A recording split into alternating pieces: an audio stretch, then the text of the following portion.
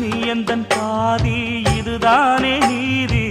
உனை விட்டு போக முடியாதம்மா.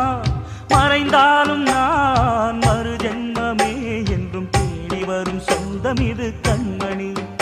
அதை தள்ளிவிட நியாயம் என்ன கண்மணி. இது நீ இருக்கும்,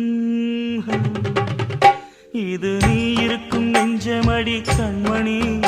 இன்று யாரடிச்சு விம்முதடி கண்மணி.